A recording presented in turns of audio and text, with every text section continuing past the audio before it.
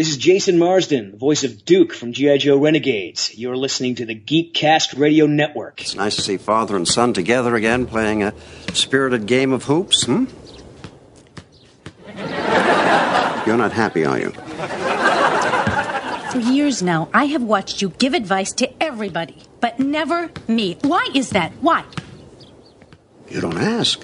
Eric was supposed to be in college, but at the first little bump in the road, he comes running back home, and Alan is okay with it. But you're not? It was hard enough saying goodbye to Eric. I don't want to do it again. Well, perhaps Alan just misses... Oh, that's not it. This is it. He's Eric's father. He's Eric's best friend. The best friend can't bring himself to say goodbye and kick Eric out of the nest. Thank you, George. Oh, well said. I have problems too, you know. Hello, listeners. It is I, TFG1Mike, and I am coming to you before this episode of Podcaster Meets World because I got in touch with Gator the Bear over on Instagram because he did a guitar cover of the Boy Meets World theme song.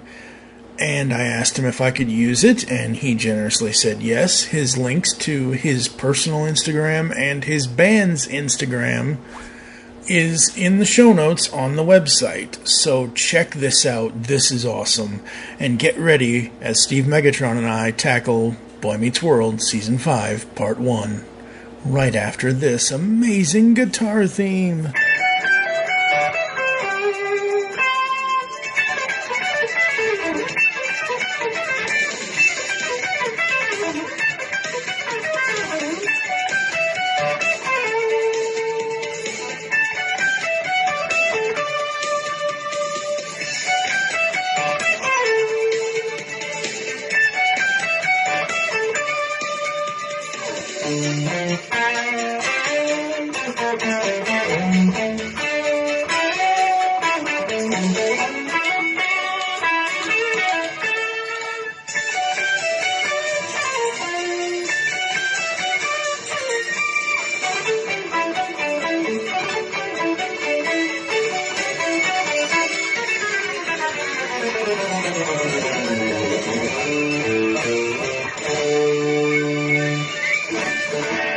Welcome to episode 9 of Podcaster Meets World, brought to you by the Geekcast Radio Network.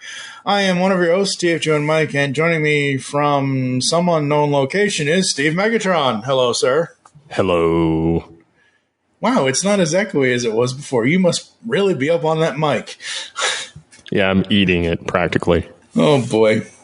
So today we are going to be tackling on with Boy Meets World, and this is Podcaster Meets World, not to be confused with Pod Meets World. Pod Meets World is the iHeartRadio show that Danielle Fishel, Ryder Strong, and Will Friedle have started because they are going back and rewatching basically what this show initially was supposed to be back in 2016 or 2015 when we got so incensed at the top 100 television countdown we did because Boy Meets World came in at number 50 out of 100. Originally, this show was going to take us 7 years, and you're like, yeah, no, let's find another way, because we were going to do episodic like we do all the other times. Mm-hmm. And you're like, I can't keep up with that. I'm like, okay, fine, so let's do it in seasons. And then I looked at it a little, I'm like, okay, fine, let's do it in part seasons. So most of the seasons have 22, 24. It's weird. Is it season 6 or 7? One of the remaining 2 we have left to do has 23, and I'm just like, it's breaking my brain. It's not an even number. Stop it. No Jim Carrey. No number 23. No. So Pod Meets World, they are doing this episode by episode, and they are having other interviews and with cast members and production people and everything else. So I've been listening to this because I find it hilarious and awesome and funny. And you sent me, as of this recording, you had sent me a link on Facebook about Anthony Tyler Quinn talking about why he left the show or why whatever. And it was, I think if I remember correctly, it was a Screen Rant news article. And not that I don't want to go out to a news article and look at it. I didn't even click on the news article. I went to Spotify. I grabbed the podcast episode. I was like, yeah, Steve, I heard it from the man's mouth. I don't need to read some news article that is probably going to misquote the guy. Like, go listen to the episode. So yeah, no, absolutely hilarious and fun, and I'm loving listening to that show. If anyone is a Boy Meets World, Girl Meets World fan, I don't know if they are going to do Girl Meets World at all. I'm not sure. I hope they do, but they just started season 2, so they've got a number more to go, and we're almost at the end here in the 30th. And can you believe it's been 30 years since this show premiered? I know, it's kind of crazy when you think about it. Oh, boy. Yeah.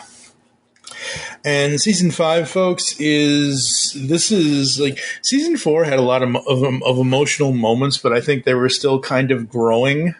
Season 5, man, they are like full swing, senior year of high school, getting ready to go to college and be adults. No, don't touch that door. Corey, we waited 3 years to go through this door. They say the senior floor is like no other, my Shawn, okay? So let us, as one, take a moment and savor. Oh, baby! This is going to be the best year of our lives, Shawnee. Welcome to the senior floor and the best year of your life.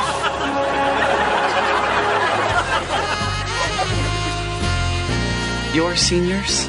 We're teachers. I have so much to learn. Well, yeah, I mean, it's the senior year, and I mean, of course, you still have Feeney. Well, yeah, you're gonna have Feeney at the end of the show, but yeah. But yeah, I mean, and then you have Eric and that whole dynamic with him and Corey, and and then of course the introduction of Shawn's brother. Yep, Jack Hunter. And yeah, this was really, really cool. So the way we're going to do this, folks, I tried to streamline it a little bit. At first, I was going to do some weird thing, and then I thought better of it. But basically, we're going to give our highlights, lowlights, and then the lessons we learned from each of the episodes. So we got 12 episodes here, starting with Season 5, Episode 1, Brothers. First day of college, and I got no place to stay. Show up at the dorm, I say, excuse me, ding ding, front please, Eric Matthews. I go here, where's my towel, where's my room? They tell me I'm not on the list. Like there's a list. Eric, I gave you the forms for the housing list 3 months ago. Amy, go easy on him. Our son had a little mix-up in the housing. He's home for a visit, okay? Ooh, cut it for me? It's not a visit. He's back. Why isn't Mommy happy to see me? I am. It's just sometimes you scare me. I mean, how are you supposed to do well in college if you can't even fill out a housing application? Oh, it's worse than that. Check the wrong box on another form. Now I think I'm an Eskimo. And as you mentioned, Corey is so upset when Eric moves back home that he vows to find him a place to stay. And this is kind of the start of where Eric becomes kind of a moron. He does and he doesn't. Like he's still partially there, but he's starting to go that route. Eric has an interesting journey, I think, through 5, 6, and 7 of the show. Seasons 5, 6, and 7 of the show. I mean, he's highly intelligent, but a lot of the things he does are pretty dumb. Yeah. But there are moments throughout this season and throughout the final 2 seasons that they weren't sure how, like, it seems to me as someone who watches the show, they didn't know which way they wanted to go. They didn't know if they wanted to lean into full-on lunacy Eric, like, when he becomes Mr. Squirrels and all of that. Sorry, that was awesome. No, it is. I'm not saying it isn't. I'm saying they were at a point, at least to my eyes and ears, with that character, like, he starts this where, I don't have a dorm because I didn't, fill out the forms, or I didn't this, or I didn't get on the housing list. Like, and that's a pretty, like, some college kids, some of us may have done something like that, but just the way that Will portrays Eric is that it just, I don't know, it is what it is. So they kind of have him leaning right now on this fence of either being comical but serious at the same time versus going, like I said, full lunacy, which he does eventually later. And in this episode, I'm going to ask you, did you and your brothers ever share a room or anything like that when you were kids? Or did you all have your own rooms? Well, I had my own room for a time. And then there was a time where my middle brother and I would constantly switch back and forth, which was a detriment to my parents because it was supposed to be a punishment, but it ended up punishing them because whoever ended up with my youngest brother, it became a clown show. So, yeah, I mean, I had my own room for a while, and then I didn't, and then I did, and then so, yeah, it was kind of a lot of back and forth. I did enjoy having my own room. Yes. So, for the audience, it's you, Kevin, and Brian. Who is is Brian the youngest? No, Kevin is. Kevin's really? Mm-hmm. Wow. Okay then. That's news to me, folks. I've been recording podcasts with this man for almost 14, 15, 16 years now. I didn't know what the order was. I knew Steve was the oldest, but so yeah. And I couldn't imagine. Like I was a lonely only child, and I was so stingy. I want this. I was mine. You know, all this and all that and whatever else. But I see in the characterization of Corey where Corey's like, I finally get to have blah, blah, blah. And, you know, that's cool. And I love the way that Will plays Eric with your room. Like, oh God, oh man, so good. So what were your highlights from Brothers? It reminds me of the real life brother battles. Mm-hmm. Just, you know, it's interesting, the dynamic, you know, and then the fact that, you know, Eric is kind of like, well, I don't want to move out. I'm moving back in. Mm-hmm. And then, you know, Jack Hunter showing up, you know, is kind of fun because you learn that it's Shawn's older half brother, and yep. Shawn doesn't want anything to do with him. And then it's funny because Corey introduces, you know, the pair or whatever, tries to fix them up, and, you know, they don't want to live with each other either. And then, I love the dynamic, you know, of how they're trying to, you know, Corey's trying to pit them so that he can keep his own room. Mm-hmm. Yep. Yeah, it's very, very cool. It's very, very interesting. Sadly, it's so great because you have a Lawrence that isn't that Lawrence, but it's one of those Lawrences, you know, come from 90s television and Blossom and everything else. You know, so it's Matthew Lawrence in this. And it's funny because, again, talking about Danielle, Will, and Ryder's podcast, they had Matthew Lawrence on, and very, very, very. Everybody go check out all the interviews on Pod Meets World. So cool, because we'll never get any of those interviews, sadly. But Brothers, for me, what kind of struck me was the beginning of the episode. The senior year, the senior floor, and just all the stuff that's in their imaginations and everything else. And at my high school in Louisville, Kentucky at the time, we had a senior cafeteria. So that was the only thing separate for seniors. See, we didn't have any of that. Seniors in my school, like we had, I mean, my high school was different. We had grades 7 through 12 in our school. Oh, yeah. And so nothing like and then eventually they added 6th grade, and then eventually they took 6 through 8 out after I graduated. But when they did introduce 6th grade, my brother was old enough to go, and they relegated them to the basement. So they got put in the basement, and they weren't allowed to come upstairs. Like they had to, and we weren't allowed to go down there, but it was funny because it's like, nope, we got to keep the youngins down in the basement. You know, it's like they can't come out to play, you know? And so, it was kind of entertaining with that. But then, as I got older, I mean, yeah, there were perks to being a senior, but we didn't have anything special or separate. It was just we got a little bit more leeway with our coming and going. Yeah, and for me with the senior cafeteria was that it was basically a separate room that actually we had stuff like Subway or McDonald's or Domino's or whatever come in and was just for seniors, if I remember right. Well, we had lunches where you could buy Little Caesars. I mean, breadsticks and pizza, and I loved buying the pizza because they wrapped it in this plastic wrap, or not plastic wrap, but wax paper. I mean, they would send the whole pizzas to the school, and then they would wrap it at the school. But I don't know, it like condensed them and kept them more fresh. It was so much better than like the pizza that sits in the box for a while. Yep. And so, like, I don't know if it was just like the fact that I would go. I mean, one, I worked pizza, but two, like, I just was enamored the fact that I could go up there and order like a breadstick and a slice of pizza during lunch, even if I had already had my lunch.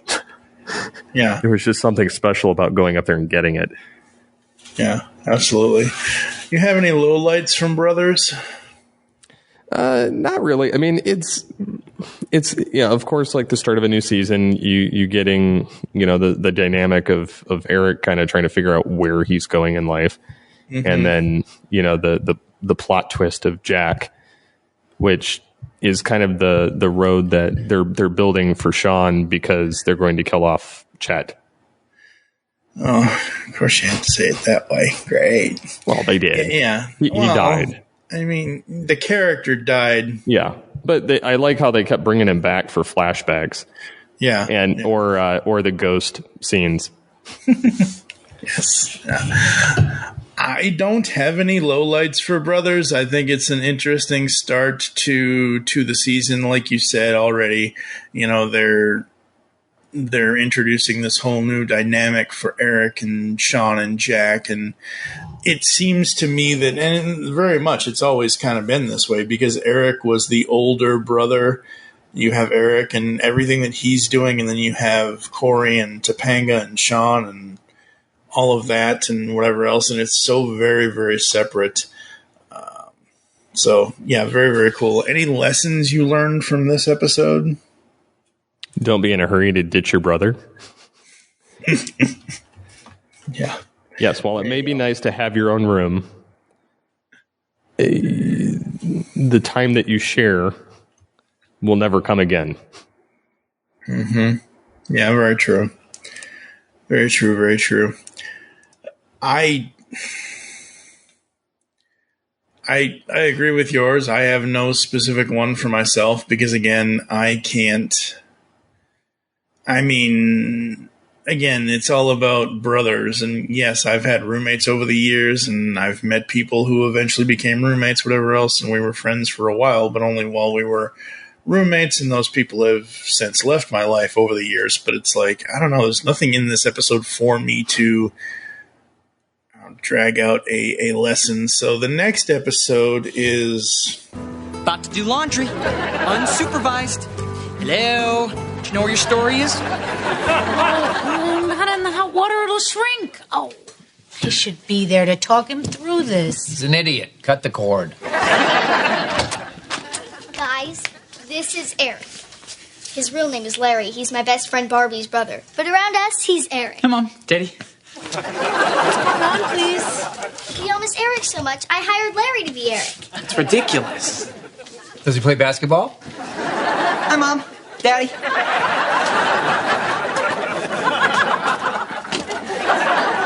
Who are you? Eric. Who are you? Eric. Welcome. Hey, I'm gonna need some more clothes. No kidding. Oh, Corey, question. You know Shawn better than anybody else. What is wrong with him? Why can't he get along with Jack? I'll talk to him. Well, you better get over there because they're gonna kill each other. Boy Meets Real World. It's a good thing we're not borderline obnoxious, though.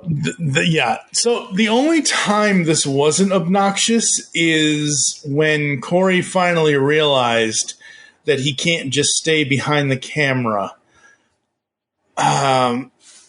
So they tried doing certain things throughout the series so far that like they've tried to have things stick. Like if a character was going to have a catchphrase or something, or if a character was going to, like Will doing a certain facial tick with Eric or something. They've had things that they've tried over the years. And now here, what they're trying, and I don't like it, is they are trying to mimic other shows. And they do it a lot in, I want to say, this season. Mm-hmm. Yeah. So it's this is not like if I was giving single episode grades, I would probably just not for the lessons that are behind it, but for the overall way that it's being told. Like Boy Meets World is the real, like, oh, and they even call it out in the episode. Oh, it's kind of like that show on MTV, The Real World. And I'm like, 0. I wouldn't give it a 0, but what I like is how we get to the point of Shawn and Jack's relate, like how they, oh, he's my half brother, he's this, he's that, he left my dad, he did this, he did that, you know, all this and all that. And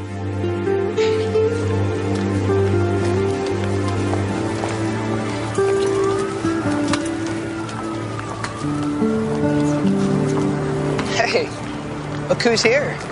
The documentary man. South Philly, making movies. Yeah, I figured you'd be here. Gosh, I haven't been here since you moved to the trailer park. Yeah. You know, Jack lived here, too. Although I'm sure he's forgotten. So why don't you start rolling that thing and we'll finish your movie? No, I'm not here for that. That's not important anymore. It is to me. I've got something to say. Turn on. I was 7 when my dad first told me that I had a brother. You know, I always wanted a brother. I wondered what he looked like, if he'd like me, if he even knew about me. When I was 10, I finally got the courage to write Jack a letter telling him all about me. I didn't get an answer. But I kept writing to him because he was my brother. And I must have sent him like 15 letters, and I never got a single thing back. So I knew that he didn't want to have anything to do with me. And he still doesn't. I never got any letters. What are you doing here? My mom must have thrown them away without showing them to me.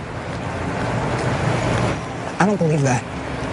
You're ashamed of me. You always were. Shawn! Let me go. No! You're not listening to him, okay? Now listen to what he has to say. Don't get in the middle of this. No, the problem is, Shawn, I didn't get in the middle of this in the beginning. You were behind your camera from the beginning. I didn't realize what was going on.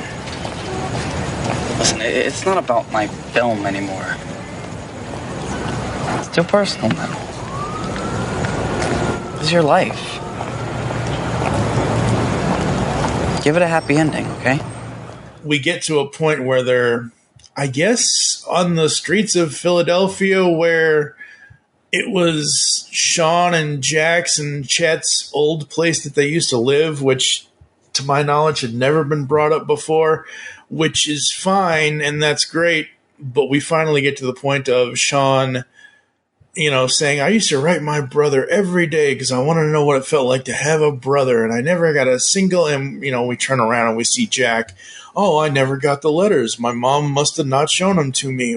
So I like that aspect of it. I just think it sucks that they have to put it in the context of trying to rip off the real world.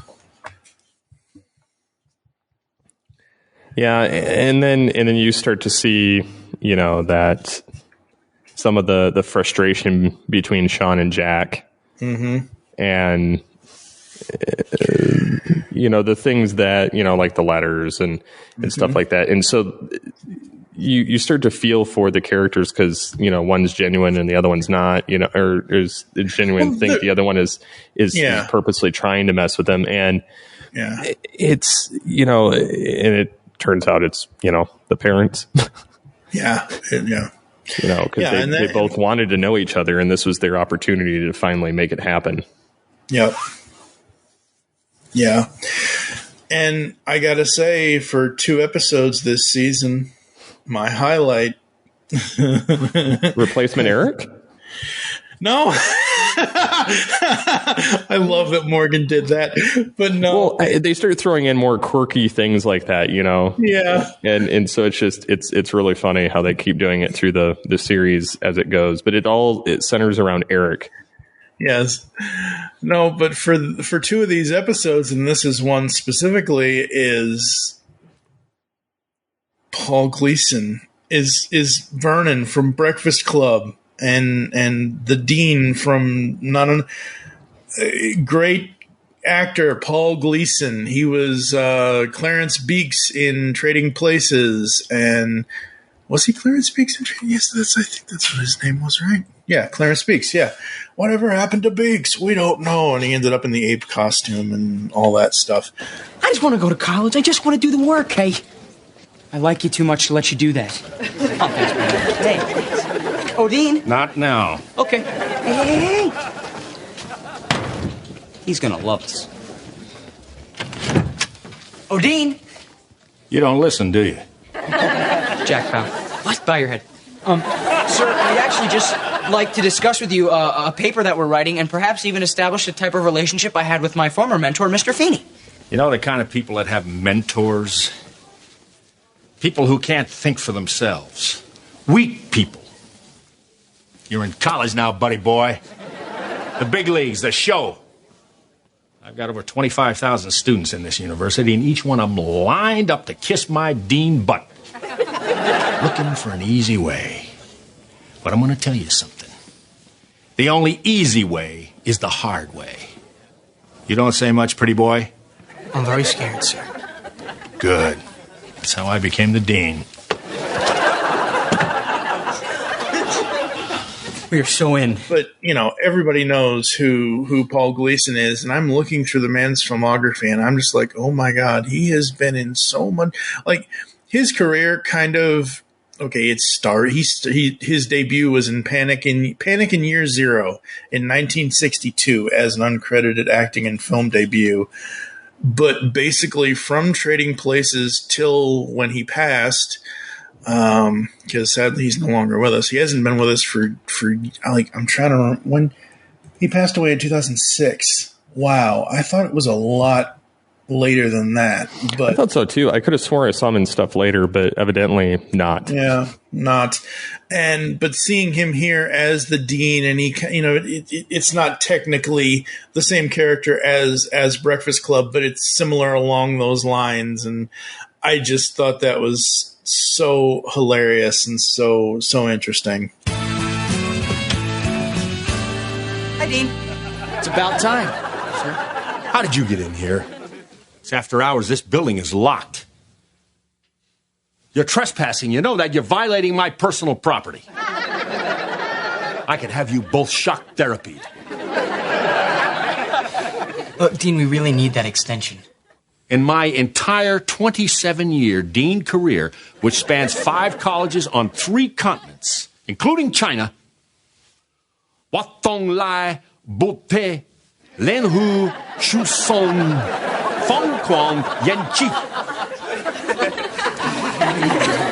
Len Belen, Iwan, Foli Itzi, Piruso Igoyan.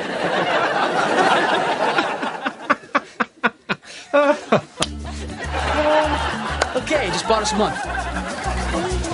You speak Chinese? I do.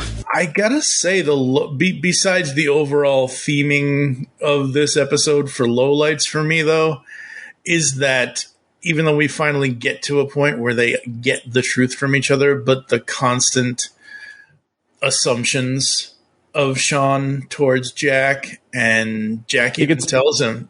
It gets a little old. Yeah, it gets a little old, and it's one of those things where, you know, Jack even breaks it down to him, and look, yeah, my stepfather had money. I didn't, you know, I've worked for everything I've got. I pay for college on my own. I'm doing this on my own. So technically I was sort of just like you, on my own kind of thing. And, you know, so we get that. But up until that point, it's like, oh man, Shawn, come on. lesson for this from you? I don't really know. I mean, other than, don't more so be a friend and listen instead of purposely try to, like, Corey was just kind of a hindrance all episode with the camera and not, he was totally oblivious to the conflict happening before him and instead was focused on him. Himself. And in doing so had caused a bigger rift between the brothers and himself with them. And had to kind of learn, hey, that's, go back to normal. That's, forget the camera. Let's work this out. Yeah.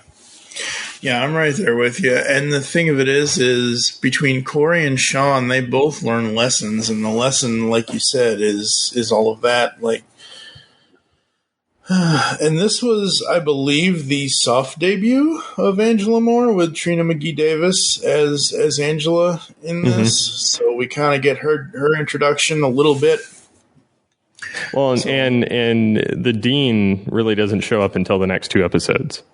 I thought he was in this one. No, he's in It's Not You, It's Me, and Fraternity Row. And Fraternity Row, that's right. Okay. And he delivers one of the best lines in that one, though. So It's Not You, It's Me. After Shawn and Corey agree to attend the same college, Shawn learns Corey's made interview plans on his own, and then the two decide it's time to go their separate ways. Meanwhile, Eric thinks befriending the Dean will eat. Okay, yeah. I remember this now. Yeah. Yeah. And man, I've never heard of the kid actors that they cast as the younger versions of Corey, Topanga, and Shawn. But they kind of hit the nail on the head with those kid actor. Like, the kind of look like the young Corey definitely had a bigger Brillo head than he has now. Shawn has the leather jacket and the kind of attitude, and Topanga is a little bit more innocent and not so flowery, but she's, and that's the thing with her character. They kind of moved her away from being the hippie girl. Mm-hmm. Yep. They moved her away from being the kind of hippie, 1960s-ish type character to more modern and more outgoing and less weird. Yep. Probably because they were trying to, 1, make her evolve, and 2, make her more relatable. Mm-hmm.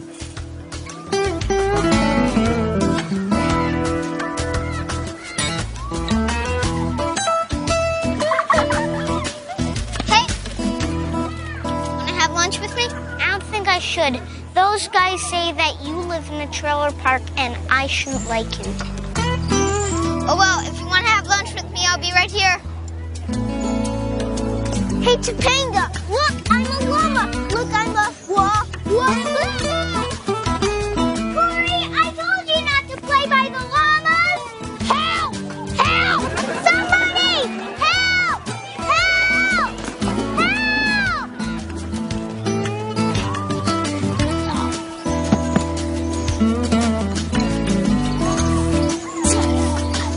Hey, thanks for pulling me out of the llama pen. It was fun. My name's Corey. I'm Shawn.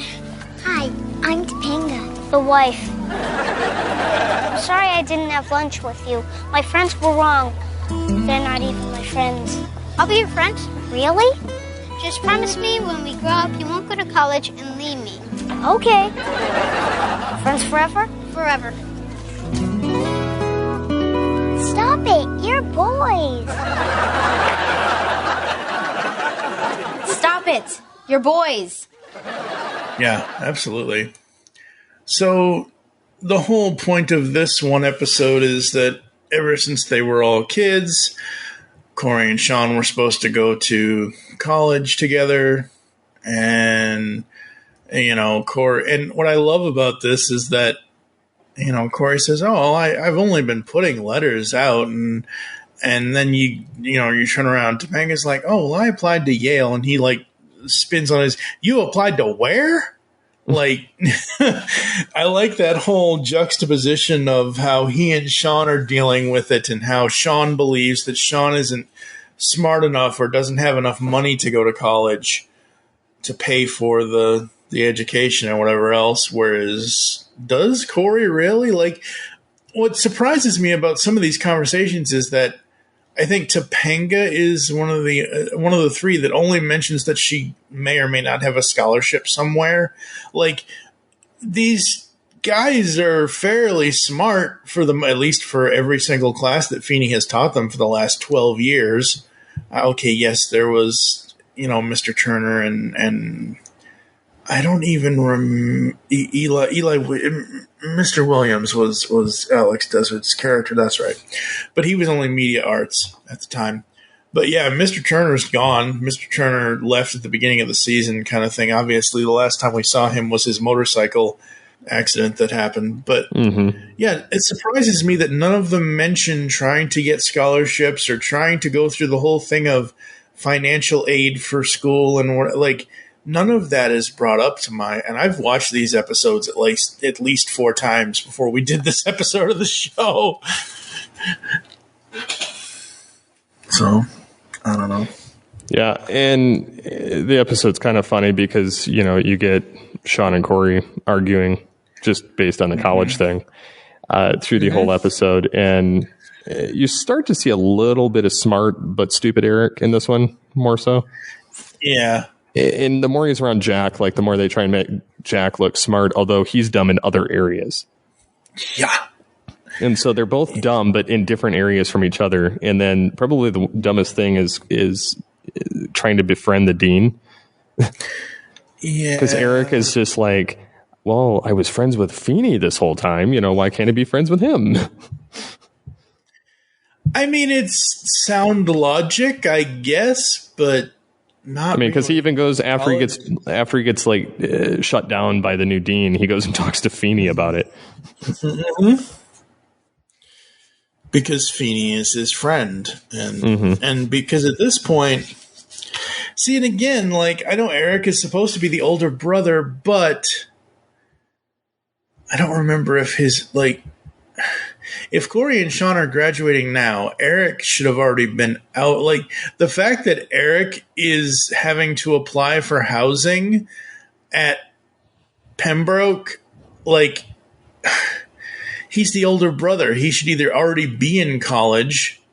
Like, that's what confuses me about this part of the show as we're transitioning from Corey and Shawn's senior year into them going into college. It makes it sound like Eric is also finally getting into college. Like, obviously, he got held back a year or two, but he was never in any of their classes. The other 4 seasons of the show so far have always shown Eric doing other things, or, like, there was no senior year display for Eric. So it's like, what's the timeline here? I don't understand. Like, how... Yeah, it's confusing. So, okay, so any lowlights from It's Not You, It's Me? Not really. I mean, other than it's kind of, this season they start playing more of the boo-hoo Shawn. Yep. And it's kind of grating the more it happens. Yeah. And it's no knock against the actor, because he's just, he plays it really well. It's the fact that the writers keep bringing up the same trope over and over. And I get that, like, people in those situations, they're, everybody has different problems in life and different situations. My issue with it is that it takes a long time for him to realize he has to pick himself up to get out of the situation that he's in and not just sit in it. Yep. Yeah, it does take him a while, and it's kind of sad. And I mean, I don't know if they initially planned it to be like that, because we still have obviously another half of this season and then the other 2 seasons left. But like, there's so much that happens to Shawn throughout these last 3 seasons that it's just, maybe the slowness of this has to be because of what eventually he'll go through later. I don't know. And So part 2 to this sort of is Fraternity Row. It isn't a part 2, but Fraternity Row is the 4th episode after attending a college class and engaging in a winning debate with a professor, an empowered Shawn neglects high school tests in favor of collegiate ones and gets suspended. Meanwhile, Eric forms his own fraternity, Magnum Pi. Now, see, I laughed at that because they had the shirt. That. They had the shirt facing away from him, and he's like, he was trying to figure out the name of it. And he's like Magnum Pi, and then you see the shirt Magnum Pi, and it was. I don't know. It was funny. I while I do find new Eric kind of dumb in a lot of areas, he's also brilliant in a lot of areas because one, he's either copying different stuff, like there's an episode where it's later, but where they do the Truman Show and he's self-directing and he's acting like Ed Harris. Yeah. And there's situations like that, but I mean, he's got so many fun, interesting dynamics. Like where he pulls the wig off and he's got the different hair. So I mean. I do enjoy it, even though some of it's a little played out for how dumb he's supposed to be. But again, I do love the games that he does. Yeah. And again, this is my thing of I don't think that he is as dumb as he gets later. Like, he goes into this high-functioning dumbassery later, to become Mr. Squirrels and all of that. So I think that, again, this is that mix of them trying to figure out, do we make him smart? Do we make him this? Do we make him that? And it works for the most part. And I I went to community college for about half a semester. And my biggest problem with college, besides the financial aid and all that and everything else, was at that time, back in the 90s, because I graduated high school in 99, went into college fall of 99, whatever. And, back then, I don't know if it is the same today, you had to have – math and I are opposite ends of the earth, arch enemies to each other. I just can't deal. And by the time, you get to college-level math, it's – algebra and calculus and trigonometry, and I'm like, I just can't even do that. So it's so I eventually ended up going to the workforce after trying and sort of succeeding the first half of the community college that I went to. So I never really had this whole college dorm room, campus lifestyle kind of thing, and I've never been a partier anyways, so the whole pledging to a fraternity, I never had any interest in any of that stuff. But I find this episode hilarious with Fraternity Row because they both Eric and Jack, end up in dresses. Well, and then they do the whole love boat thing. Oh, God, you guys. They do the whole love boat thing, and the dean even goes. Yep. Well, they do the whole Love Boat thing because they have guest stars Bernie Kopell and Ted Lang as themselves. And it wasn't until I'm like, Bernie Kopell. I'm like, wait a minute, I know. Oh, he was Siegfried in I'm like, oh yes, he was an agent of chaos because where I know him from was the Don Adams Get Smart. Now that's a podcast we should do at some point. Not a full on, but just an episode of Studio, just going back and watching some of Get Smart. Love that show. Fraternity Row. I'm not sure if there are lessons here. Okay, not with Eric and Jack. With Shawn, there probably is because Shawn and the funny thing is, the guy who will, because I don't think he was at this time, but the actor who will eventually become the character of Angela's dad is the professor at the college in this episode that Shawn goes to. I'm like, wait a minute, what's Angela's dad doing here so early? Hi, Shawn. Come down here, I saved a seat for you. No. Why don't you come on and sit in the back? You, stop talking and take a seat down here. When we left off yesterday, we were analyzing French philosopher Jacques Bourdin's paradox. A hungry dog Place an equal distance between two bowls containing equal amounts of food. Which does he choose? Not me. Jennifer. Birdsong concluded that the dog would starve to death, implying that we can only choose that which our reason tells us is the greater good. Refute this argument using dialectic reasoning. You. I think the dog would choose the food on the right. That's one way to go. Why not the left? Okay, the left. Doesn't really matter. I mean, anybody would eat something before they starve to death. Did the rest of you see what he just did there? He skipped right ahead to Schopenhauer's theory that the will to live is the predominant human trait. Name? Shawn? Nonlinear thinking. Wow. Schopenhauer. That's like graduate level. Really? I like the way your mind works. Free will. Want to take a shot? Do I really have a choice? Ooh. I gotta take 5. So the fact that Shawn likes and is interested and wants to do the college stuff and he doesn't want to do is because I think that for the most part, he's kind of skipped his way through the basics. He's kind of skipped his way through Feeney's lessons, not just in this specific episode, but throughout his entirety of being Feeney's student. He's done the work, but he's done it to a point of just to do it and not really to learn the basic lesson of sentence structure or grammar or punctuation or all of that. And he realizes by the time we get to college that you're supposed to already know all that stuff. So yeah, what about lessons for you? It was kind of hard pressed other than, Shawn kind of realizing. Yeah. But yeah, and also not trying to pretend you're something you're not. Yeah, there's always that. Absolutely, yes. And then we get to the 5th episode of season 5, an episode that I wish I could completely skip. Look, I'm sorry I had a bad night, but I got Millie out there. Ooh, no manners. I'll go say hello. Hi, Millie. I'm really glad you and Jack hooked up.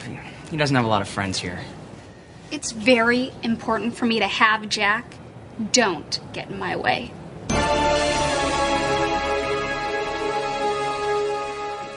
Jack, I'm really glad you met somebody, but don't you find her a little freaky? I don't even care who's guest starring or special guest starring. Just completely. I've been trying to defend the whole Eric characterization choices as far as saying that they don't know which way they went away with him here. Oh, man. The witches of Pembroke. Yeah, and I'm like, I hated this episode, to be honest. I'm right there with you. I could do without it. I'm fine not covering it other than the fact that they got DJ to play Millie. Yep. They got Candace Cameron Bure to play Millie, and then they have this is kind of the ABC crossover stuff kind of coming in at the end of the episode. They have Melissa Joan Hart as Sabrina, but I'm just like, nope.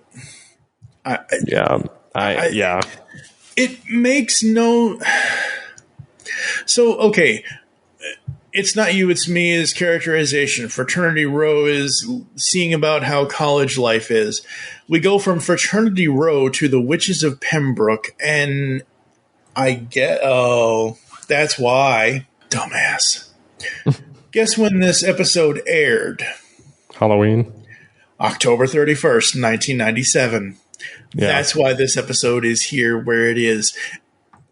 It sucks being where it is because of I can see this as a one-off comedy thing, but we're trying to learn about, and I understand Boy Meets World is a family comedy and everything else, but it's also a show that takes, family television very, very seriously. We're seeing all these transitions from all these characters, from Eric to Corey to Shawn to even Morgan as she's growing up, even though we don't see Morgan as much, we're skipping the Halloween episode, folks. No Guts, No Corey, Season 5, Episode 6.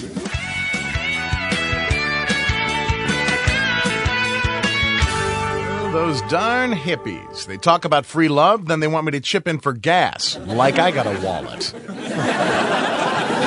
Hypocrites. And so, the United States entered World War II on December 7th, 1941. As FDR said, a day that will live in infamy.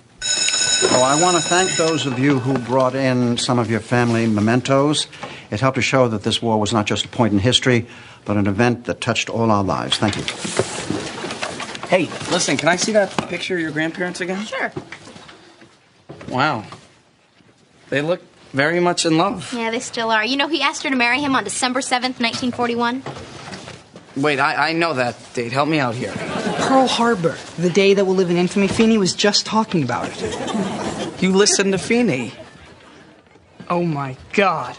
I listen to Feeney. And this is another weird one. It's another weird one. Well, they kind of continued because they had Sabrina and now they have Salem. It's a crossover. So this episode is part 2 of a time travel themed crossover with Sabrina the Teenage Witch, which started with You Wish and Teen Angel, that begins on Inagata Sabrina, and it continues on Genie Without a Cause and concludes on One Dog Night. I don't know. I think I like this simply because of the time period piece. Well, not even that. I think I like this specifically because of Salem, specifically because of Nick Bakay, who plays the voice of Salem. Well, and you have Maurice LaMarche as the narrator. Yep, that is awesome as well. And yeah, but the time period piece, like, I don't know.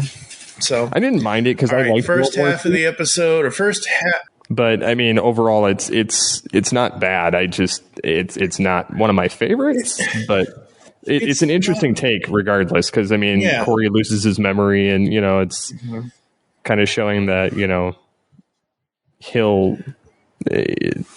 It's a very Disney trope. But it just shows that he would find his true love when Topanga kisses him. So yeah, it's one of those things where,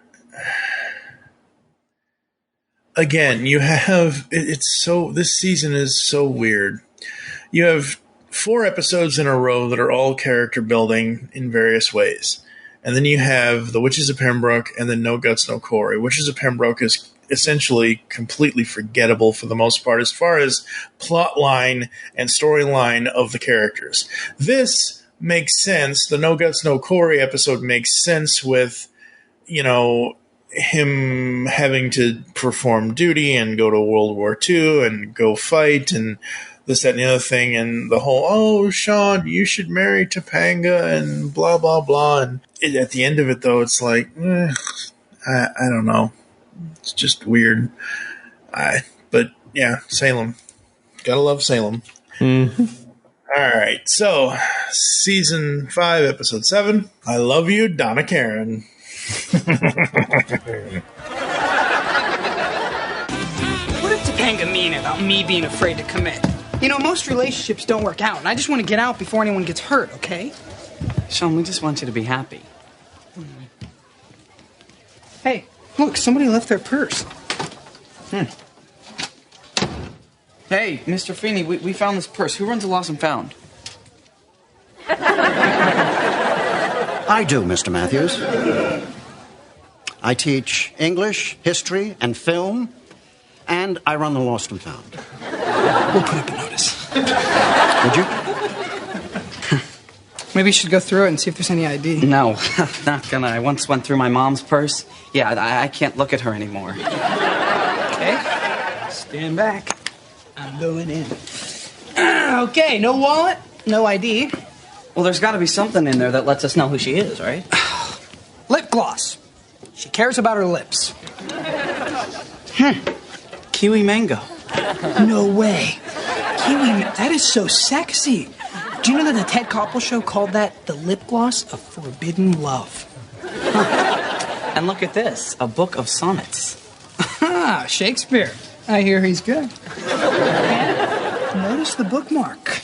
A ticket stub to a Van Damme movie. Only the greatest actor ever made. Okay, so what we got here is a purse-losing, lips-protecting, poetry-reading, Van Damme loving gal.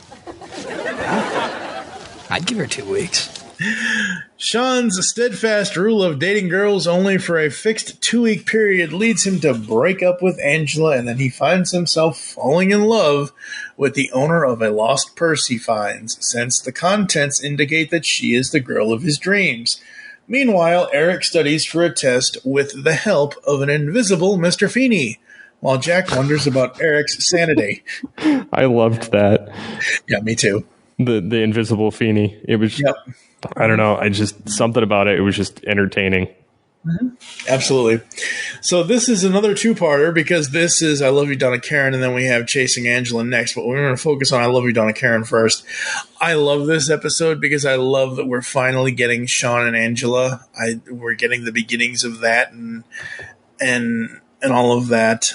I think that's great. I just love that he wants to change his dating habits, just the way that he is, the way that he's always been, because Shawn has always been to the point of relationships don't last. His mom left him, his dad left him, this left him, that he's always getting left kind of thing. So that's what, through his younger years and now teen years and getting to the point of becoming a high school, graduate, he's getting to the point of, 2-week rule, that's it. It was fun while it lasted and blah, blah, blah. No real emotion, no real this, no real that. In walks Angela. And, or I should say, in walks Angela's stuff inside that was the funny thing to me. I'm like, oh, okay. We think it's her purse. It's her stuff in some other girl's. I'm like, oh wow, okay, well then. But no, that was hilarious. But no, I love these two episodes here. But I Love You, Donna Karan. Like what's weird is that I think Corey starts wearing the kiwi mango lipstick, even though Shawn likes it for it being Angela's. Corey starts wearing it, and Topanga kisses him, and she's like, oh, what's that? It's kiwi mango. I'm like, oh, Corey. Oh, Corey. Oh, Lord. Yeah, there are a lot of things in this to love. Again, finally, like we were just mentioning about the character progression kind of going a little slow. Well, now the character progression of Shawn, of him growing up a little more easily and a little bit faster, starts in this episode, and it's so fun. What are your thoughts? I was entertained mostly by the stuff with Eric. Okay, talk about that, because I didn't talk about that. Yeah, I love the fact that he's trying to take this big test in college and wants Feeney's help, but Feeney's like, you can do it. You already know how. I've prepared you. And then he starts having these hallucinations of Feeney in just casual clothes, just showing up randomly and talking to him, and Jack giving him this look, and he's like, no, Feeney's right here. And then Jack is convinced by the end of it and is trying to talk to Feeney, but he doesn't have his own personal Feeney in his head. and Feeney eventually, the imaginary Feeney goes, and he's like, oh, I'm going on vacation. He's like, you can't leave. Yeah, it's so funny, and it's a way for Bill Daniels and for Will Friedle to have fun, to have fun and do something as the characters. And again, it's still teaching Eric a lesson of he already possesses the knowledge he needs because Feeney already gave it to him, or he learned it from Feeney, kind of thing. Mm-hmm. And yeah, absolutely. But yeah, and the lessons on this are, like we kind of already mentioned that, Eric already has the knowledge. Shawn is finally kind of, realizing that he can have nice things and this, that, and the other thing and everything else, and trying to get to know somebody. And it does kind of leave it, like I said, it's a two-parter kind of thing, so. I'm pretty sure I said Corey. And I also made us reservations at Borelli's. Wasn't it our anniversary last month? No. We were just doubling with my parents. It was their anniversary. Okay, wait. So when's ours? It's Wednesday. How come Janitor Bud knows our anniversary? Oh, no. That's Shawn. He's hiding from Angela. Oh, that is so sweet. It's like everything I have ever known about girls has been completely erased from my brain. Hello, sir. See? I know that was wrong. Shawn, listen. You gotta pull yourself together. All my life, I have never worried about whether a girl likes me or not. But with Angela, it matters. I really want her to like me. That is so cute. Personally, I worship the man. It's a little sad. Well, here she comes again. Why don't you talk to her? I don't think so. Hey, Shawn. Hi. Do you want to go out and get something to eat later? I'd like that. Oh, I saw this, and I thought of you. See ya. What'd she give you? It's a little seashell. Do you like seashells? I like this one. Getting into episode 8, which is Chasing Angela, an eager Corey encourages Shawn to consider the same type of long-term relationship he has with Topanga with Angela, except that the two of them start not to get along so well. Meanwhile, Jack and Eric are nervous about hosting Thanksgiving dinner for the Matthews family at their new apartment. A pumpkin pie supposed to have bones? That's it. Calling the caterers. Your parents are expecting some traditional feast. Oh, my parents? Come on. Thanksgiving's like the least important day of the year to them. They don't even exchange gifts.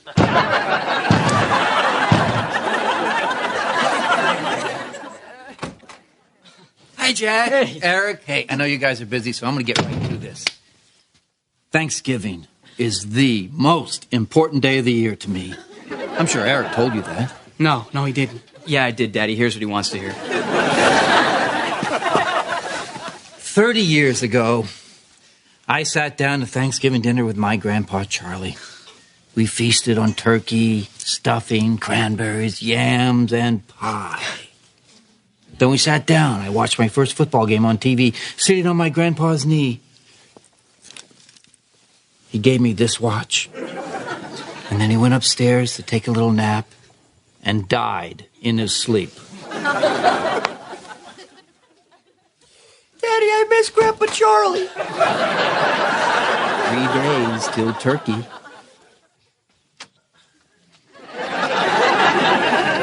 Oh, boy. So, yeah, as this progresses, we have Shawn and Angela kind of coming together and kind of doing all of that and you know, getting to know each other, and we figure out the purse mystery that Angela was just borrowing the purse. Like, I don't know. It's a whole thing, folks. Like, it's very teenage. Yeah. Like the emotional roller coaster and stuff.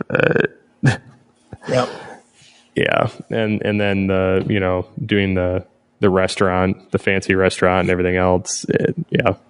I don't know. It was entertaining, but it's not one that I really cared all that much for. I care about it because it's, again, the continuation of Shawn and Angela as they kind of start with their relationship. But again, you're chasing Angela, chasing Amy, whatever kind of thing. It's one of those things where Shawn has always said that he wants what Corey and Topanga have. No couple on this earth, fictitious or reality, are going to have what is written up for Corey and Topanga. No. Wow, Topanga. Sorry, Topanga. Wrong canyon. But it's one of those things where that's part of Shawn's character, is he wants what they have, and he's trying to get it with Angela, whereas he then finds out she's fine with just burgers and fries at Chubby's or whatever it is that they just, whatever it is they decide to go. I like it. I think it's fun. I think it's the start. It's like the second date kind of thing. It is what it is. They're trying to learn about each other. And hell, even Topanga doesn't want half the stuff that Corey dreams up for her. Mm-mm. Like, anniversary of what? How many it's the anniversary of the anniversary. I'm like, oh God, Corey, come on, dude. Lessons for this one is, I guess, just kind of just be real, be authentic. Yeah. Don't try that hard. Yeah. Like, I mean, obviously try hard, but not try that hard. Yeah, no, you put in effort, but don't overdo it. Don't plan the next 50 years of your life and then, whatever. The other part that we do need to bring up in all of this is Jack and Eric, because they do attempt to do Thanksgiving dinner on their own. And then by the end of it, we all see them all kind of together because, and I love Alan in this. William Russ is just so great as Alan. Like, this is the most important, like, Thanksgiving is the most important, like, oh, Alan, you're just throwing it on there thick, and they're under all this pressure. And then at the end, we have everybody, pitching in. Even more, I believe, even Morgan shows up with them. So very, very, very, very cool. So we get to episode 9. We're almost done with the first half of the season, folks. Episode 9. It is all about how to succeed in business, and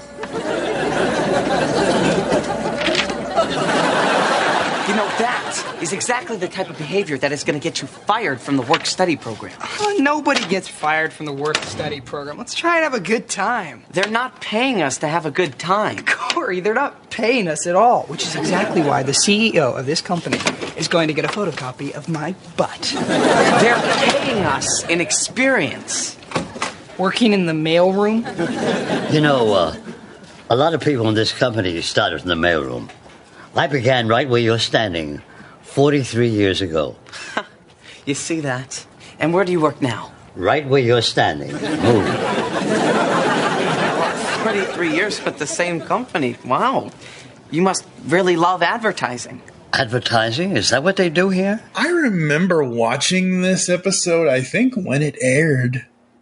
I was 17. Yeah, I had seen most of these when they aired. I remember watching this as it aired, and I watched it obviously again for this, but this is not only like Corey and Shawn, going for this work, again, it's another one of those high school co-op or work study or whatever, where you get to go to, part of your day is school and then the rest of your day is going to a job kind of thing.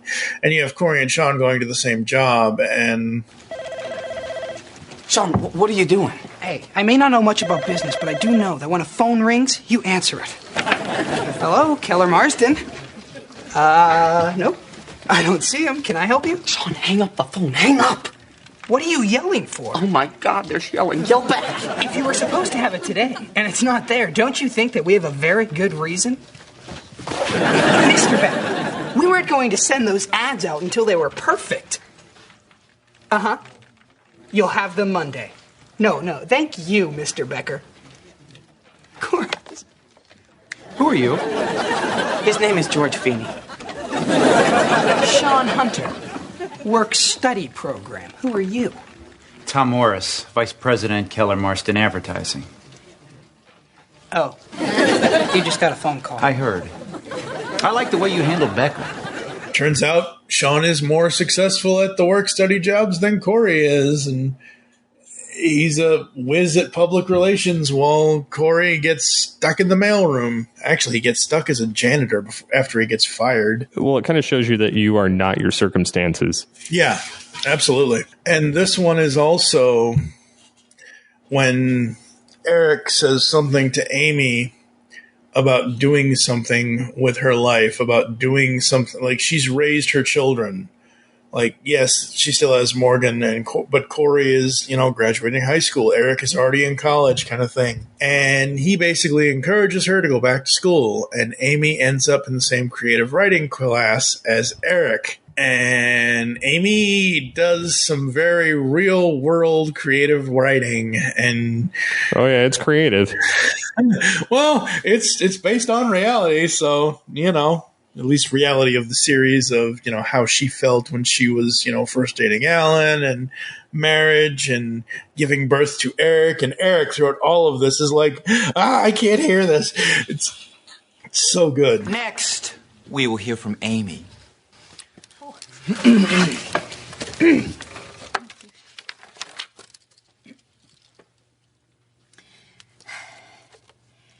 A Young Married Woman by Amy Matthews.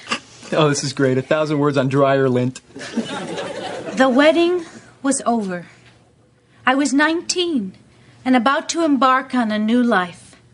The hotel suite was as lovely as a picture. Alan walked toward me, and I began to tremble. Oh, my God. My lips. So good. All right. Any lessons out of how to succeed in business? Again, I think it's just trying to stand out, but being authentic to who you are, and you're not cut out for every type of situation. Yep. Yeah, absolutely. And then we go to the last, no, not the last tango. Last Tango in Philly. Yep. Well, why didn't she just say so?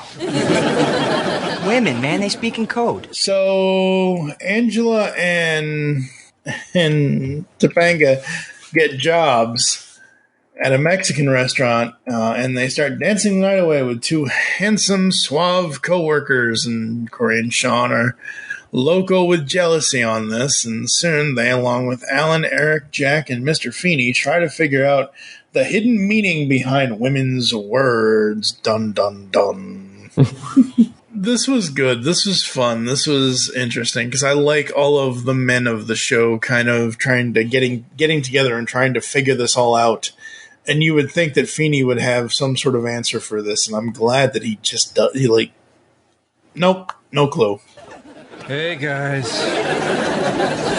Angela doesn't even get me. It's like Topanga and me are speaking different languages. Well, one thing's obvious. It's not us, it's them. Oh, now, wait a minute. Maybe we should all just think a second. No, Shawn and I tried that. It doesn't work. Okay, I've been silent long enough. Guys, I've been working on a theory. Men are idiots. What? No, wait, there's more. All right, there it is. Men are big idiots. See that? Wait, so what do we do? Maybe we should just try listening to them. The boom boom room. Yeah. El Coyote. The Coyote. Yep. Sergio and Nunzio. Yeah, Sergio and Nunzio. That's crazy.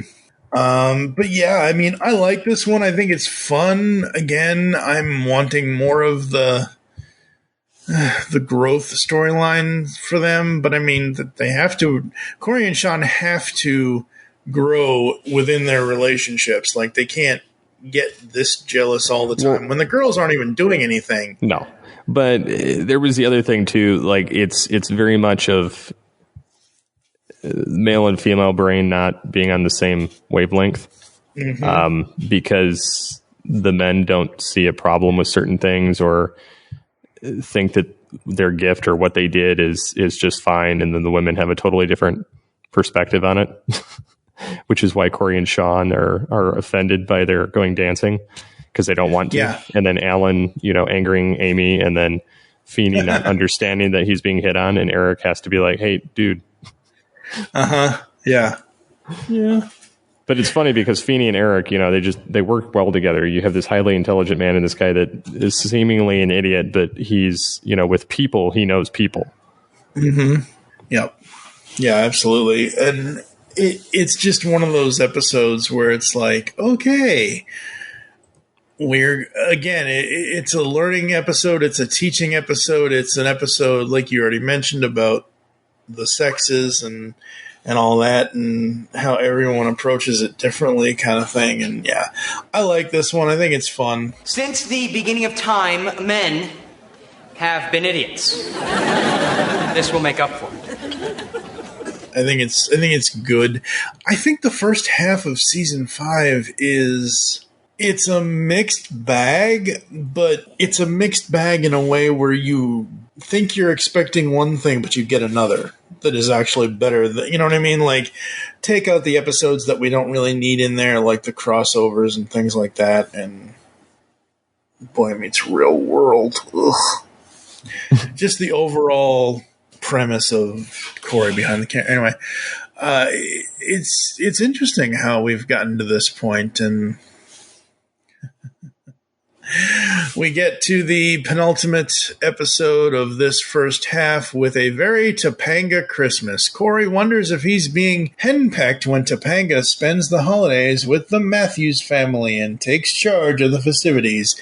Corey plans to surprise Topanga, who's spending Christmas at his house, with a promise ring that means they'll be together forever. Dun, dun, dun.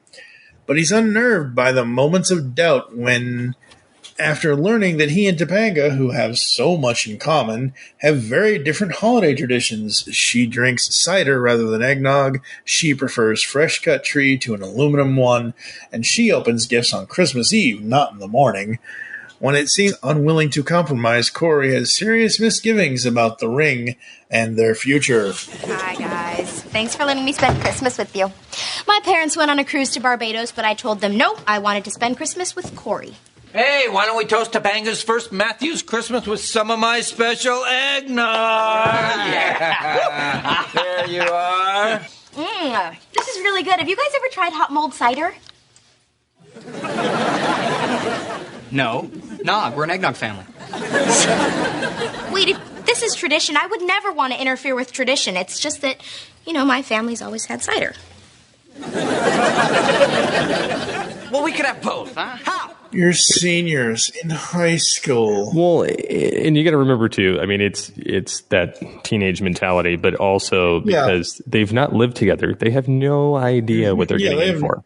Yeah, exactly. And they kind of joke. It kind of comes more at the other half of the season, but they kind of joke about, oh, we've been married for 15 years already. Because they've been in love since they were 5 or whatever it is. Kind of thing. And you're right. They don't know what it's like to live with each other because they haven't yet. Nor should they unless they want to, unless whatever.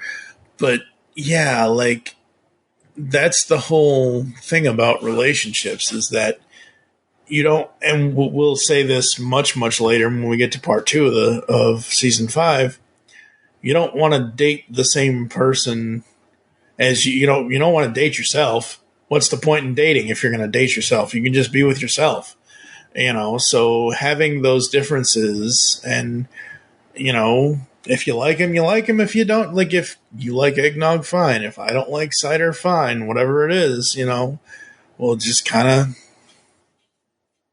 deal with it, I guess. Any other things on Christmas for you? Just seeing the difference in traditions and seeing that, everything's not what it seems until you kind of get in the thick of it. And also, if something bothers you, talk about it. Don't just run. Yeah, don't let it fester. Yeah, don't run. Don't let it fester. I mean, give each other space and time if the person needs it, but don't let it just sit there. Yeah. And yeah, the same thing for me. Just don't. That's the biggest thing. Like you said, the lesson here is just talk about your stuff with each other. And then ending out part 1 is episode 12, Raging Corey. Corey gets so upset that Alan engages only in conversation with him, but plays sports with Eric, and then he knocks Alan down. So Alan and Eric kidnap Corey and take him skydiving. Afterward, Corey feels better, but now Eric, miffed that he and his dad rarely have meaningful conversations. Oh boy. That's all our relationship is. That's not like him and Eric. They do stuff together. Well, I want to do stuff too. I never want to talk to him again. You're coming with us. Can we talk about this? Okay! You successfully completed the ground course! Welcome to your first jump! Yeah! I wasn't paying attention on the ground, and I feel I shouldn't be allowed up here. No, I love it's the drama. You know, like, will the chute open or will it not? This isn't fair. When you hit the ground, you were not 10,000 feet above it. Corey, you know, this is something Eric and I have been talking about doing. There's no reason you shouldn't be a part of it. So this isn't because I pushed you down? Well, yes, it is, because you pushed me down. You know, if you're that upset about something, I have to take a hard look at what I'm doing wrong. Well, I just feel like I wanna do things with you, not just talk about stuff. Well, Corey, I don't do things with Eric because I don't want to do them with you. It's just the way Eric and I relate. Yeah, Dad just doesn't look at you as much an action-adventure guy as he looks at me, Cor. It takes real guts just to get up here in the first place. You did good. You don't want to have to jump. You don't have to. No. If this is what you guys do, I'm with you guys. Okay, Cor, that's great. If you want to jump with us, then you jump. Or if you want to play basketball or baseball, whatever, I'll be there. But just promise me one thing. I don't want to lose that part of our relationship that I consider most special. What? What? Special relationship. What part is special? I love when we talk. You do? You do? Yeah, you know, I enjoy your opinions and your views on things. And I wouldn't trade being able to talk to you for anything. You tell me this now? Well, yeah, I mean, what good is playing basketball and throwing around the football if you don't have good conversation? Right, Dad? All right! We're at the jump point! Again, I remember this one like it was yesterday. Oh, man. Oh, yeah, this one's fun. Yeah, this one is so good. Go ahead. What do you like about it? What are your highlights? Well, I like the fact that Corey is, I don't like the fact that he shoves his dad down. But, Alan sees, that his son's upset. And so, like, I love the kidnapping part of Eric and Alan. And then taking him into the plane. And then Corey's, like, first one to jump out, like, in his, like, spastic manner. And then Alan doesn't want to talk to Eric because Eric's spazzing out in the plane, like, I want more. And he's like, what? And he's like, I want more. And he's like, sorry, can't hear you. And jumps out of the plane. Like, and he's like, hey, don't come out, don't run away from me while I'm talking to you. And then it jumps out too. And then, they get back, and then Eric, basically does the same thing. But, and then they go to the art museum, and then, to see Eric, explain about art and what he likes about it, and certain things. And it was just kind of interesting to see the dynamic flip. Mm-hmm. And then, of course, you get Jack and Shawn, like, trying to coexist. Not exactly working, is it? No. It's so interesting, the dynamic that Alan has with each of his sons. And, like I've already mentioned, one is older, one is younger, one is this, one is that. They're so very that he doesn't have the same relationship with each of them. And like you already said about, Eric's like, you'd rather jump out of a plane than talk to me. Oh, no, I tripped. Yeah, hit the ground running. Like, I like that Eric is smarter in this episode just because he's, thinking deeper. I do love the quotes that the Boy Meets World wiki has. Shawn to Corey, I can't believe you hit your dad. Now, does that mean he has to leave the house in shame? Do you get his woman? And, or Eric, I'm volunteering for the witness protection program. Corey, Eric, you didn't witness any crime. I hit my father. I saw the whole thing. And then the last one that's listed there. Hello, Philly General. Have any middle-aged men been admitted this afternoon with basketball injuries? Huh, that many? Yeah, that was a little weird. No, I love all that. I think that's great. But again, The only thing you're not really seeing in these episodes to this halfway point of this season is a lot. You saw some of Amy and Alan, but you're not seeing any of Amy giving any advice to Eric and Corey. The only other time I think Amy was majorly in this half the season is when she went back to school and Eric just got horrified at her romantic writing about her real life. But like, and as much as I love the father-son dynamic, these kids have so many father figures in their life, whether it's their own father, whether it's whatever, whether it's Feeney, I honestly don't think Mr. Turner could have fit in this season. As much as I would have loved to have Mr. Turner still here, as much as I would love to have Mr. Williams still here, have the two of them still here as characters, they basically, characterizational-wise, basically wrote them out to the point of, yeah, Feeney is the only mentor you're going to get outside of your own parents. So, it is what it is. And yeah, but I love how, Corey it's basically raging Corey. Like, okay, he didn't intentionally mean to knock his dad. Like, it wasn't like I agree with you. I don't like seeing it happen, but I think it had to happen in order for everything else to happen in the episode, because that's the tipping, that moment of when Corey does it and then Eric does it later. Those are the tipping points of them finally getting to the crux of their relationships with their dad. So, I don't know. I think it's a good way to do a midway point for the season. I think it's an interesting. Not that they were doing this back then, because they weren't. But it's like, oh, this is the mid-season finale kind of thing. This kind of feels like a very good mid-season finale, and we will eventually come back with, I believe is it the Eskimo is the next? Yeah, The Eskimo is episode 13. The Pull Bag is GCRN's comic book review and discussion-based podcast. Join me, TFG1Mike, and the rest of the GCRN crew as we discuss the comics we are reading right now. Inside the Pull Bag, you'll also find the origins of how guests got into or out of reading comics, after dark discussions, and so much more. You can find the Pull Bag every Wednesday, which is New Comic Book Day, only on geekcastradio.com and on anywhere you consume your podcasts. Make your great escape into comics and jump into the Pull Bag today.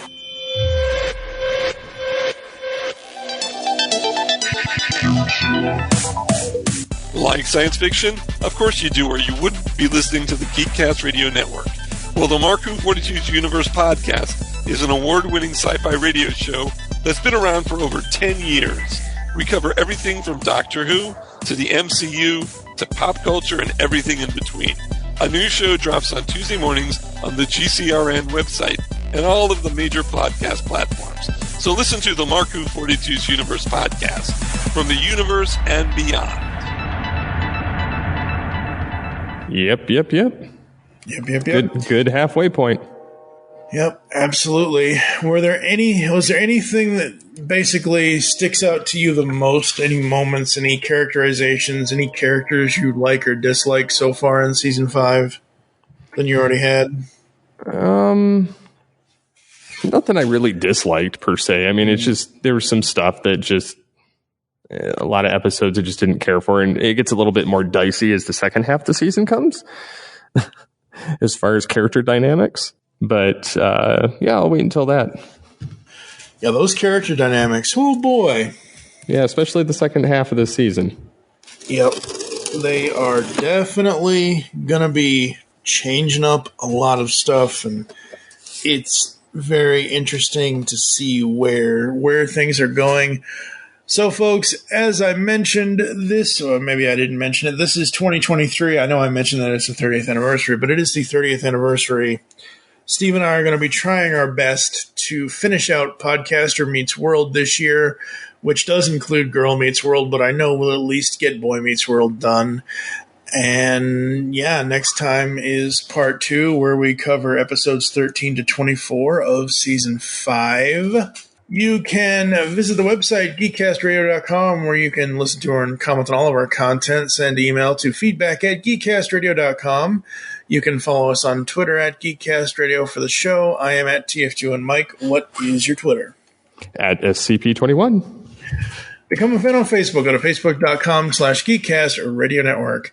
As I mentioned, next time is Season 5, Part 2, Episodes 13 to 24. For now, I am TFG1Mike with Steve Megatron. Thank you for listening, and be sure to tune in next time here on Podcaster Meets World. Today's forecast is chilly in Philly as the record-breaking cold snap continues. Okay, what do you got? I got 4 can't-miss ways on how to get Super Bowl tickets. Okay, give me the best one. I go back in time to the first Super Bowl when tickets weren't that hard to get. Good. Good. Very good. I don't need to hear the other 3. If you're gonna go back in time, you could do the original assignment, and we wouldn't be in this mess. Tra-la-la-la-la-la-la. Topanga, butting in musical form is still butting in. Oh, ask Topanga. That was my next idea. We get advice from Topanga. If I give advice, I get an F. Oh, you can afford one stinking F in your life. No, I can't. I've worked very hard to be perfect up till now. I'm throwing up. I'm throwing up all over you. Okay, are you ready to win some Super Bowl tickets? Okay, if I was a pair of Super Bowl tickets, how would I find you? It's an interesting question, Shawn. Another interesting question. Why would Feeney make such an impossible assignment? We've got the last pair of Super Bowl tickets available in the known universe, and we're down to 10 more chances to win them. So call me now. Topanga, will you turn down the radio? We're trying to think here.